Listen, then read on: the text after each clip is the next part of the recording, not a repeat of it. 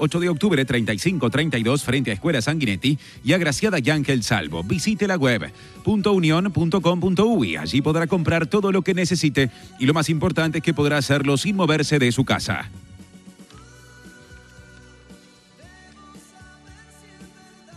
Este espacio es una presentación de Óptica Brioso, especialistas en el cuidado de sus ojos. www.opticabrioso.com.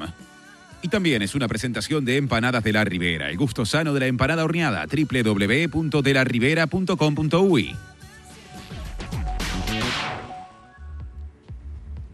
Las 9:12 minutos de esta mañana con 22 grados de temperatura. En el principio del programa les decíamos que entre nuestras invitadas se contaba hoy la directora de InMujeres, Mariela Mazzotti, para hablar a propósito de un comunicado en referencia a la violencia basada en género del Consejo Nacional de Género y desmenuzar un poco los números y la realidad con respecto a la situación fundamentalmente que viven los hijos de estas parejas que tienen a veces graves problemas de violencia doméstica. Mariela, bienvenida, buenos días. Buenos días. Muchas gracias. Buenos días. Por estar acá. Bueno, recién decíamos fuera de cámara, ¿no? Hablando un poco del tema, cuando hablamos de la violencia que se ejerce sobre los hijos, ya es una violencia el que los hijos estén presenciando cuando se ejerce la violencia sobre mamá, es decir, sobre la pareja. La situación desde el punto de vista psicológico ya es... También es dable pensar que quien golpea a la mamá también golpea a los hijos. Eso es el aspecto más fuerte que el Consejo Nacional de Género, que es interesante saber que es el ámbito creado por ley para la definición de las prioridades de las políticas de igualdad de género en Uruguay, donde participan un número muy importante de ministerios y de instituciones públicas, así como también representantes de la Universidad de la República, de organizaciones de la sociedad civil y las cámaras empresariales. Es decir, que es un ámbito muy amplio de la opinión pública e institucional que lleva adelante estas cosas en el Uruguay. Y el paso es un poco que la sociedad uruguaya tomemos conciencia que cuando hablamos de violencia de género, que cuando hablamos de violencia en el marco de la pareja o de la expareja, donde es muy clara que la violencia está dirigida en primera instancia hacia las mujeres, siempre se consideraba a las niñas y a los niños como víctimas indirectas.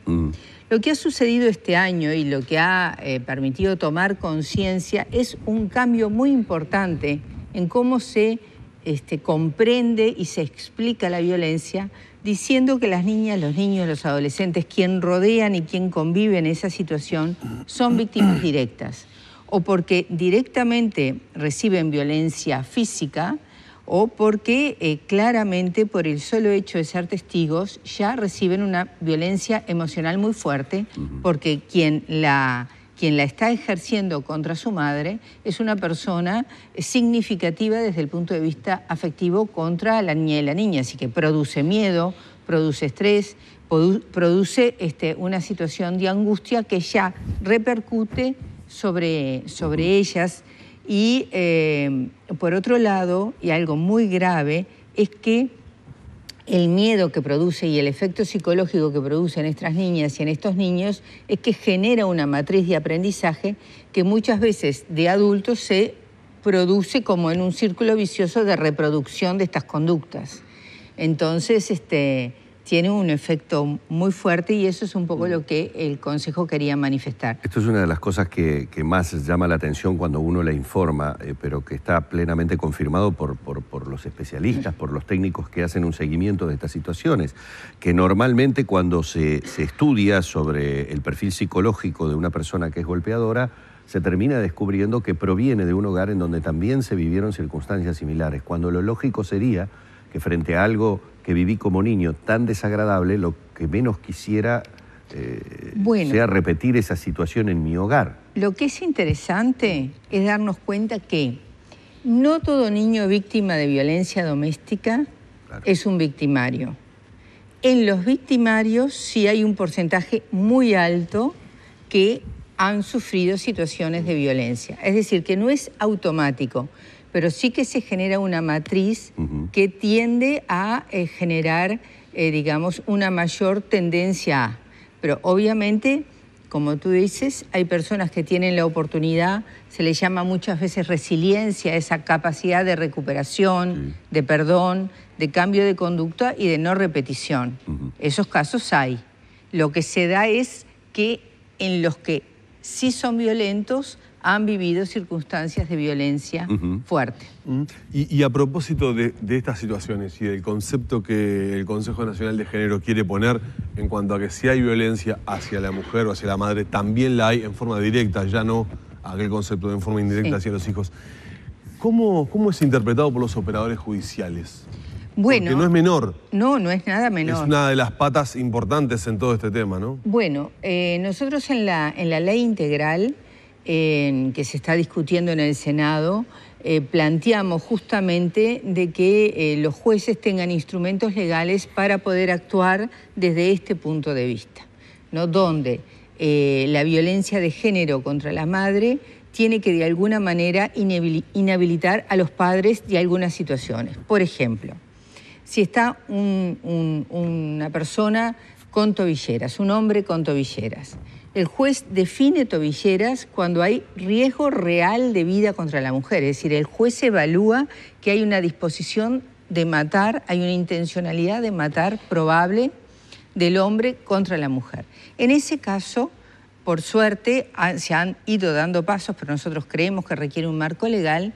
No se le puede dar visitas a los niños. Es decir, un padre que tiene disposición de matar a la madre tiene de alguna manera que el juez controlar el régimen de visita y quizás considerar de que es una situación riesgosa también. De hecho, hemos visto algunos casos lamentables en estos últimos tiempos donde la represalia hacia la mujer se toma a través de los niños. Yo creo que eso es lo que, pero muy tristemente, muy dramáticamente, vivimos este año, donde ya, por eso es que este comunicado resume esta evaluación del año, donde ya no podemos decir que son víctimas de violencia emocional, de violencia afectiva, sino que son víctimas directas, hasta lamentablemente de muerte, ¿no? Mariela, ya que estamos en esta temática, quiero hacerte una consulta. ¿El Consejo Nacional de Género llegó a considerar este último caso tan polémico de la madre que sufrió violencia en España junto a su hija, que llegó a Uruguay? No lo llegamos ¿Y el Tribunal de Apelaciones la obliga a volver?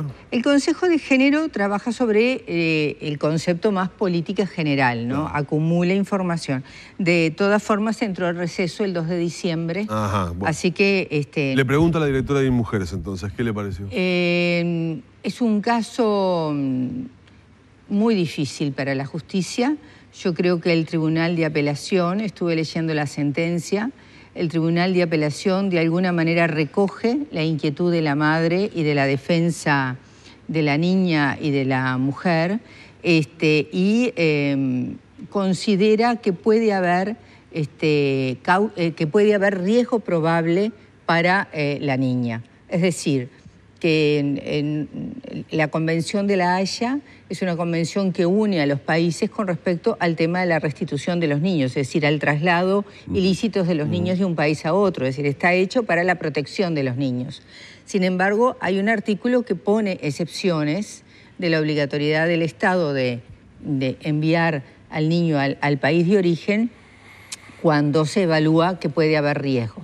En este caso, el Tribunal de Apelación evaluó que puede haber riesgo, pero que el Estado español puede garantizar protección a la menor. Entonces, en ese sentido, creo que nuestro Tribunal de Apelaciones intenta justamente, digamos, actuar ecuánimemente en términos de que se sigan todas las indagatorias en relación al tema de fondo en España, que es un Estado de Derecho y que tiene políticas judiciales y sociales de protección a la violencia doméstica y a la violencia contra los niños, en este caso contra la niña, imponiendo no solo la medida cautelar de distancia, sino también imponiendo una medida de sobreseimiento de un juicio penal que había contra la madre. Si eso no se da, la niña no regresa al país. El Es un caso polémico, además es difícil hablar de, digamos, cuando la justicia actúa, pero es interesante leer la sentencia en su fundamentación y en esta obligatoriedad que se impone de las medidas de protección, donde además, si yo no entendí mal, habilitan a la madre a vivir en una ciudad más grande, porque donde la residencia habitual es en un lugar muy pequeño, donde el padre tiene digamos, es una persona de referencia importante, que puede entonces vivir en una ciudad cercana, más grande, estamos hablando de Barcelona, claro, donde es más fácil, porque se ponen las medidas de protección, pero luego tenemos que tener la seguridad que esa medida de protección se pueda... Si la mandan al mismo lugar, la condenarían. Controlar. Es un pueblo muy chiquito que a veces es difícil de cumplir. Por lo menos en la experiencia uruguaya muchas veces colocamos las medidas de protección, las medidas cautelares de obligatoriedad de no acercamiento y hay veces que la policía no puede controlar. Claro. Por eso es que han sido tan importantes las tobilleras. De todas maneras, Mariela, uno siente que tal vez se está poniendo demasiado énfasis o hay demasiada esperanza en que con la ley se puedan conseguir cosas, y aquí mismo en el programa estuvimos dialogando sobre que Mujeres de Negro planteaba el hecho que de los 107 artículos, creo que el Parlamento llevaba analizados 6. ¿Cómo era que nos decía? Jenny nos decía que estaba muy haciendo una proyección de cómo venía demorado, creo que fue... Tiene razón completamente, ¿no? Mujeres de Negro. Nosotras, como Instituto Nacional de las Mujeres, representantes del Poder Ejecutivo, hemos transmitido nuestra preocupación y tenemos confianza en que se, digamos, impulse el ritmo de análisis del proyecto de ley para que en el primer semestre del 2017 lo tengamos. La idea efectivamente, en nuestra expectativa fundada está allí. En estos últimos, la Comisión de Población y Desarrollo se reúne una vez por semana, seguramente puedan imprimir un ritmo mayor. Ahora están en el artículo 13, igual es poquísimo, ¿verdad? Claro, digo, seguimos hablando que hay 107 artículos. Sí. Pero, 2020, ¿no? Sí, sí, claro. Era un... Sí, si seguimos con este ritmo, sí, nosotros tenemos la impresión de que el Parlamento va a aumentar su ritmo. De hecho, la bancada bicameral femenina, que representa a los 3 partidos políticos, los 4 partidos políticos que tienen representación parlamentaria, definió que la ley de paridad y la ley integral por una vida libre de violencia de género van a ser prioritarios y van a impulsarla, ¿no? Así que, sin ninguna duda, que está en el Parlamento y que aspiramos a que sea rápido su tratamiento. Muy bien. Mariela Mazzotti, directora de Mujeres, ha estado con nosotros en la mañana de Arriba Gente. Queremos agradecerle mucho, desearle un feliz comienzo de año 2017, que las cifras sigan descendiendo. Esperemos que sí. La parte de educación y cambio cultural es como siempre la clave y en eso estamos todos involucrados. Si bien a veces la estadística no registra, por lo menos es un termómetro que uno tiene de que el trabajo que viene realizando está dando sus frutos o hay que intensificarlo o hay áreas en las que de repente hay que poner más énfasis. Hay más compromiso de Estado y de la sociedad, eso es cierto. Gracias, Mariela. Gracias a ustedes. Cerramos por aquí el encuentro que hemos tenido con la directora de Mujeres.